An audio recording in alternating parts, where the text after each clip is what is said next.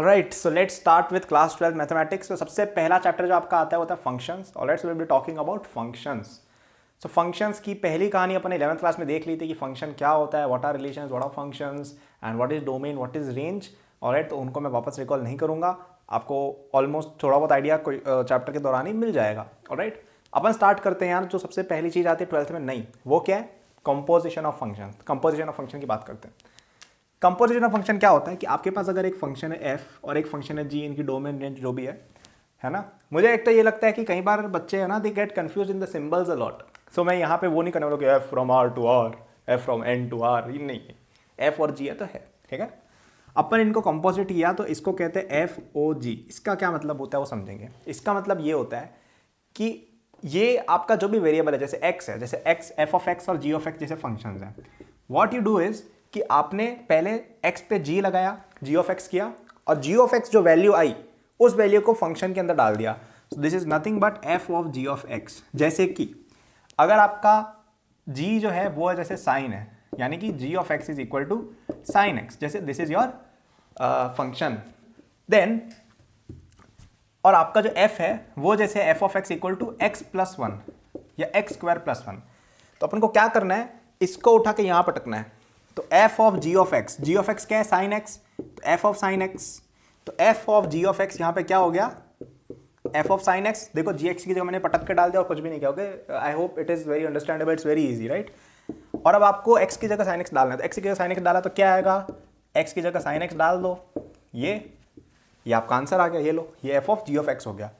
लेकिन इसमें कुछ गलती दिख रही है आपको, है ना? गलती दिख रही है कोई? पॉज करके सोचो। गलती अभी नहीं दिखेगी क्योंकि गलती अभी है नहीं। लेकिन अगर मैंने कुछ ऐसा कर दिया तो कि आपका जो f है वो है आपका log ऑफ x, ठीक है। f of x equal to log of x, और g ऑफ x जो है वो है आपका क्या? Sine of x। अब f ऑफ g निकाल के बताओ तो क्या आ जाएगा? हाँ, अब इनकी जो डोमेन और रेंज है, जो इनकी नेचुरल डोमेन्स हैं वही है, मतलब जो भी एक्सेप्ट करते हैं सब, ठीक है। समझ रहे हो क्या कह रहा हूं मैं? आगे क्लियर कर दूंगा नहीं भी आया हो तो f of g of x अगर पे निकालना है तो क्या हो जाएगा? log ऑफ साइन x, ठीक है, log ऑफ साइन x। अब इसकी डोमेन और रेंज बताओ कि यार इसके अंदर x की क्या डोमेन और रेंज हो सकती है, ये पता करना है, ठीक है, कि x की क्या डोमेन और रेंज हो सकती है जिससे फंक्शन जो है ये सही हो जाए। ऑलराइट, इतना समझ आ रहा है अभी तक? अब उनको क्या करना होगा बताओ। अपन को ये देखना है, अब जैसे फॉर एग्जांपल मैंने x की वैल्यू डाल दी -π/2, ठीक है, क्योंकि अगर अपन इस साइन ऑफ x फंक्शन को देखें तो -π/2 से π/2 तक वैल्यू लेता है और कहाँ तक रिटर्न करता है? -1 से 1 तक। -π/2 पे -1 होता है, 1 पे 1, π/2 पे 1 होता है। पता है इतना? सबको पता है, आता है इतना। अब अपन x की वैल्यू -π/2 डाल दी तो क्या आ जाएगा? ये log ऑफ साइन ऑफ -π/2 कितना होता है? -1। ओहो, log के अंदर तो माइनस चीज आती ही नहीं है। अब और ये लॉग आपका नेचुरल लॉग जो लेना है लो, बेस की बात नहीं कर रहा मैं। लॉग में तो नेचुरल आ ही नहीं सकती, गड़बड़ होगी ये तो, है ना? ये गड़बड़ है। तो आपको क्या ध्यान रखना है, यानी कि क्या सीखे आप इस क्वेश्चन से, क्या सीखा आपने इस वीडियो से, कि जब भी आप कंपोजिशन ऑफ टू फंक्शंस कर रहे हो तो आपको ध्यान रखना होगा, you have to take care that the range of the inside function, ध्यान से सुनना, range of inside function should match with the domain of the outside function. मतलब आपकी जो रेंज है ना इसकी, वो जो आपके बाहर वाली चीज़ है उसके डोमेन से बाहर नहीं जानी चाहिए। समझ रहे इतना? कैसे? जैसे अपने साइन ऑफ एक्स है, इसकी अपन ने डोमेन निकाल, इसकी रेंज निकाली कितनी है? -1 से 1, और ये इसके अंदर जाएगा, है ना। अपन एफ ऑफ जी, इसके अंदर क्या कर रहे हैं हम? F of G of X निकाल रहे हैं। तो जी ऑफ एक्स की जो वैल्यू है वो अपन वहाँ पे एफ के अंदर पुट कर रहे हैं। तो एफ के अंदर जो इनपुट वैल्यू आ रही है वो आपकी जी ऑफ एक्स है, यानी कि जो इनपुट वैल्यू है वो कहाँ होनी चाहिए? डोमेन में होनी चाहिए। पता है आपको कि इनपुट वैल्यू जितनी भी होती है आपकी डोमेन में होनी चाहिए कभी भी। यानी कि इनपुट वैल्यू क्या है? जी ऑफ एक्स, और जी ऑफ एक्स क्या है? जी की रेंज। समझ रहे हो क्या कह रहा हूँ? तो आपकी जो जी की जो रेंज है वो डोमेन का पार्ट होना चाहिए एफ की, ठीक है। समझ गए? बस यही फंडा है। इसमें लोग उलझते रहते हैं पूरे टाइम, पता नहीं 100 प्रॉब्लम सॉल्व कर लेते हैं, कुछ कोई ज़रूरत ही नहीं है। क्या फंडा याद रखना है कि अंदर वाले की रेंज बराबर या लेस देन आउटसाइड वाले की डोमेन, है ना। लेस देन मतलब कंटेन्ड इन। तो एक ये जैसे एक हो गया, और देख लेते हैं। अब एक चीज़ होती है आपकी G of F of X, तो एफ ऑफ जी जैसे है वो क्या हो गया? F of G of X. वैसे ही एक होता है गॉफ, जी एफ नहीं है, गॉफ है ना, जी ऑफ एफ ऑफ एक्स। खत्म क्वेश्चन, ये लो निकाल लो, वही चीज़ है। एफ की जगह जी रख दिया, नाम चेंज कर दिया, है कोई वो घबराने वाली बात है नहीं। इसमें भी लोग लग जाते हो भाई ये क्या होगा भाई जी क्या है यार, नाम चेंज किया एफ की जगह जी डाले, जी एफ डाल दिया, क्वेश्चन वैसे ही सॉल्व होगा। अब यहाँ पे लॉग होता जी, जैसे एफ अगर लॉग होता और जी अगर साइन होता तो ये क्या आ जाता आपका साइन ऑफ लॉग एक्स। अब अगेन इसके अंदर आपकी जो x है वो ग्रेटर देन जीरो होनी चाहिए। x बिलोंग्स टू जीरो से इन्फिनिटी कुछ भी हो सकता है क्योंकि लॉग के अंदर कुछ भी चलता है। लेकिन अगर अपन इसकी देखें कि इसकी डोमेन क्या है तो साइन की डोमेन तो इन्फिनिट होती है। साइन में कुछ भी डाल दो, साइन को कोई फर्क नहीं पड़ता, वो मस्त है अपना चिल है। तो उसकी डोमेन इन्फिनिट होगी, तो आप यानी कि इसको टिक कर सकते हो कि हाँ भाई ये सही है। अब अपन बात करते हैं जी ऑफ एफ। हाँ ये एफ ओ जी हो गया। अब गॉफ की बात करिए तो फॉग हो गया। G of F, G O F क्या होगा gof log of sine x. Log of sine x क्या होगा आपका, हाँ अब x की वैल्यू अगर इस पर डालेंगे तो x आपका साइन जो है वो जीरो से माइनस इन्फिनिटी से इन्फिनिटी तक कुछ भी एक्सेप्ट करता है। ठीक है, x की वैल्यू माइनस इन्फिनिटी से इन्फिनिटी कुछ भी डाल दो तो चलता है। तो इसकी वैल्यू कहाँ से कहाँ आएगी, -1 से 1 आएगी।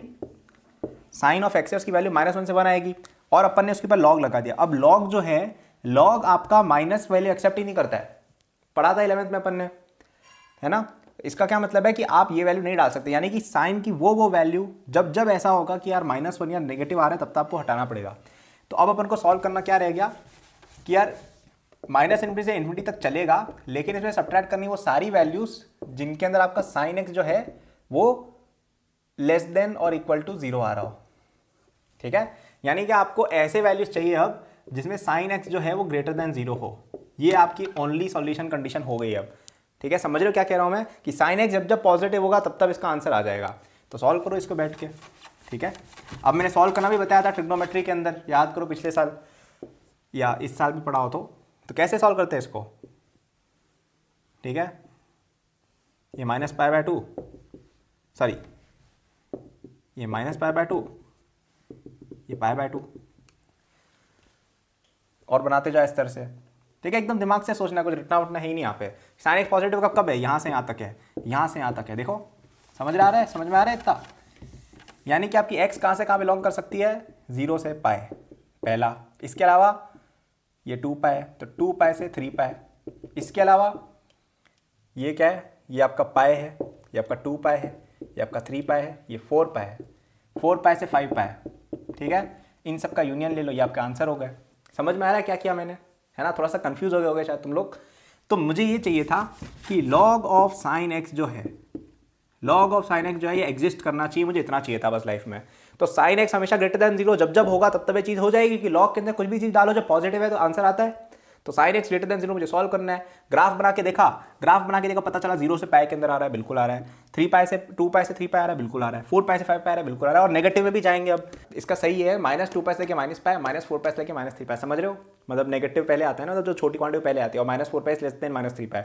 इसका सॉल्यूशन यहाँ पे देखेंगे अगर n लेस देन 0 के केस में क्या होगा। और यहाँ पे n जितने भी इंटीजर ले रहे हैं अपन, ठीक है, तो इंटीजर वैल्यू जैसे अपन -1 डाल के, जैसे अपन -1 डाल के देखते हैं तो यहाँ क्या आएगा, -π से लेके -2π। देखो बिल्कुल सही, ये वाली चीज़ पहले आएगी आपकी।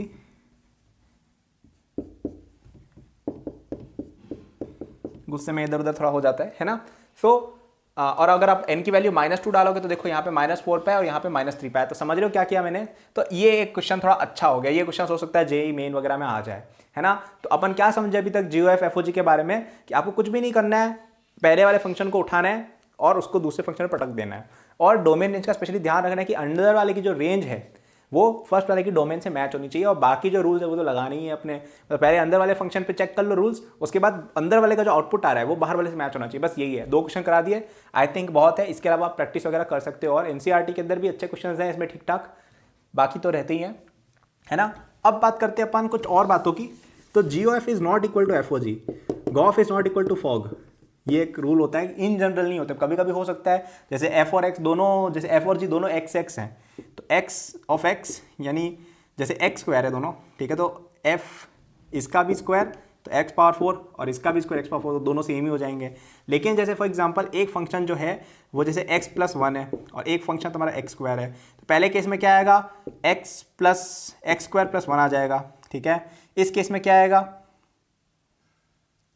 x+1 होल स्क्वायर आ जाएगा। मतलब पहले अपन ने ये करके ये स्क्वायर किया, मतलब ठीक है जो भी सीक्वेंस आप देख लीजिएगा, बट एक केस में ये आएगा, एक केस में ये आएगा, अगर दोनों फंक्शन x² और x+1 है, समझ रहे हो? ट्राई करके देखना, मैं जो बोल रहा हूँ समझ आ जाएगा। सो पॉइंट ये कि ये हमेशा इक्वल नहीं होते हैं, ये नेसेसरी नहीं है, लेकिन ये जरूर कह सकते हैं कि g of f of h में जरे अगर इनको पहले करें, sorry f of g of h, जैसे अपने पास ये कोई कॉम्बो है, इट इज इक्वल टू, ये आप कर सकते हो, कोई दिक्कत नहीं है, ठीक है। पहले इनको निकालो इनको निकालो, बराबर बात होती, कोई दिक्कत वाली बात नहीं है। तो ये हो गए अपने क्या, ये हो गई अपनी बात कंपोजिट फंक्शंस की, ठीक है। तो अपन ने 11th के अंदर देखा था फंक्शन का कुछ बेसिक बिगिनिंग की, फंक्शन क्या होते हैं, कैसे क्या होता है, डोमेन क्या होती है, रेंज क्या होती है, यार पता है सब लोगों को, है ना। और फिर हमने देखा कंपोजिट फंक्शंस क्या होते हैं। कंपोजिट फंक्शंस क्या होते हैं, कंपोजिट फंक्शन कुछ भी नहीं करना है, दोनों को एक साथ जुगाड़ देना है, और ये आपको दो रूल्स याद रखना है, और डोमेन रेंज का थोड़ा देख लेना भाई, है ना। ये एग्जांपल्स थोड़े से कंफ्यूजिंग थे मेरे हिसाब से, कि ग्राफ ऑफ काफ़ी चीज़ें रिवाइज करनी थी। अगर आप 11th भूल गए तो 11th एक बार देख के आओ। कुछ भी नहीं किया मैंने, मुझे sin x > 0 का सोल्यूशन चाहिए था, तो मैंने क्या किया, इसका ग्राफ बनाया, और यही होती है अप्रोच, और क्या होती है। इसमें देखो कहाँ कहाँ पे है, ये वाला चीज़ बिल्कुल आंसर है, तो ये 0 से पाई के बीच आ रहा है, तो अपने लिख दिया, ये वाला बिल्कुल आंसर है, क्या हो जाएगा, ये हो जाएगा। और यहाँ पे ध्यान से देखो तो मैंने सब जगह ओपन ब्रैकेट लगाया, क्लोज ब्रैकेट नहीं आएगी क्योंकि > 0 है, यहाँ पे एक्जैक्टली 0 होता है। ये 2 पाई और ये 3 पाई, तो 2 पाई से 3 पाई, और ऐसे ही चलता जाएगा सिलसिला। यहाँ पे देखें तो -पाई से लेके -2 पाई, ये देखो, मतलब -4 पाई से लेके -3 पाई, समझ रहे हैं, मतलब समझ रहे हो आप कि ठीक है, हो गया ना, मतलब कोई वो वाली बात नहीं है। और इसको रिप्रेजेंट करने का तरीका मैंने जैसे यहाँ पे लिखा वैसे लिख दिया था, थोड़ा सा कंफ्यूजिंग हो गया था, आई नो, बट आप अगर थोड़ा सा एग्जांपल्स लेकर चलोगे तो क्लियर हो जाएगी बात, ठीक है, समझ में आया। पॉइंट ये था कि अपन को समझना है कंपोजिट फंक्शन क्या होता है, जो आई होप आप समझ गए होगे। Thank you for watching this video till the end, I am sure that you enjoyed it. यदि आप अपनी पूरी जेई प्रिपरेशन मेरे साथ करना चाहते हैं तो आपको डिस्क्रिप्शन में मेरे जेई के फुल कोर्स का लिंक मिल जाएगा।